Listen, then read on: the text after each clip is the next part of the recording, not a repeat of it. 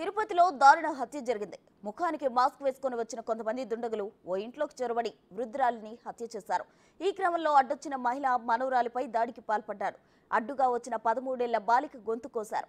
అడ్డుకున్న మరో యువతి ప్రేరణపై దాడికి దిగారు. అనంతరం అక్కడి నుంచి బైక్పై పరారయ్యారు. తిరుపతి రాయల్ నగర్లో 5వ క్రాస్లో నివాసం ఉండే ఓ వ్యాపారి ఇంట్లో ఈ ఘటన జరిగింది.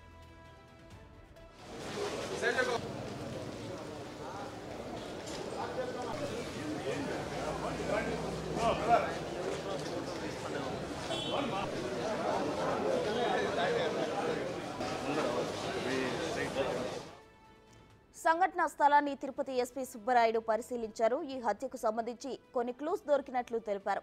సీసీ కెమెరాల్లో నిందితుడి ఆచూకీలు లభించాయని, ఈ దాడి నగలను దోచుకోవడానికి జరగలేదని, దీని వెనుక ఏదో కారణం ఉందన్నారు. త్వరలోనే ఈ కేసు మిస్టరీని ఛేదిస్తామని తెలిపారు.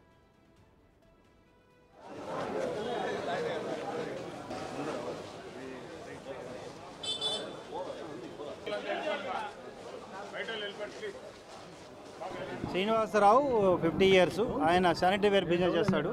ఈ ఇంటి ఓనరు, వాళ్ళ మదరు, భార్య, ఇద్దరు అమ్మాయిలు ఉంటారు. సో భార్య అండ్ పెద్దమ్మాయి బయటకు వెళ్ళింది. చిన్నమ్మాయి తర్వాత మదరు పైన ఉన్నారు. సెకండ్ ఫ్లోర్లో మదరు, ఫస్ట్ ఫ్లోర్లో పాప ఉంది, చిన్న పాప. ఒక సస్పెక్టెడ్ పర్సన్ పైకి వెళ్ళి వాళ్ళ అమ్మని స్మదర్ చేసి చంపడం జరిగింది. అదే ముసలామె 70 ఇయర్స్ లేడీని చంపడం జరిగింది. అట్ ద సేమ్ టైం చిన్న పాపకి ఇంజరీ చేయడం జరిగింది.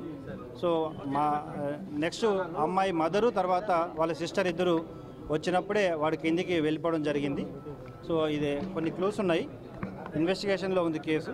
Definitely will conclude the case. ఎటువంటి పెద్ద అమ్మాయి యొక్క మెడలో ఉన్న గొలుసులు కానీ ఏవి తీసుకెళ్ళలేదు. It is not property related case. డెఫినెట్గా విల్ ఎలిసిట్ ద ట్రూత్.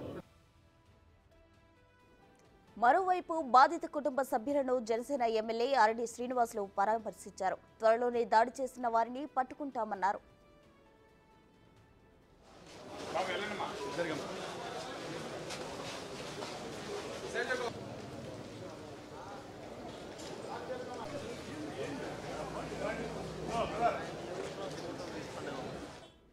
ఈ ఘటన తిరుపతి నగరంలో సంచలనంగా మారింది. ఈ ఘటనకు సంబంధించి నిందితుల కోసం ప్రత్యేక టీంలతో గాలిస్తున్నట్లు ఎస్పీ సుబ్బరాయుడు తెలిపారు.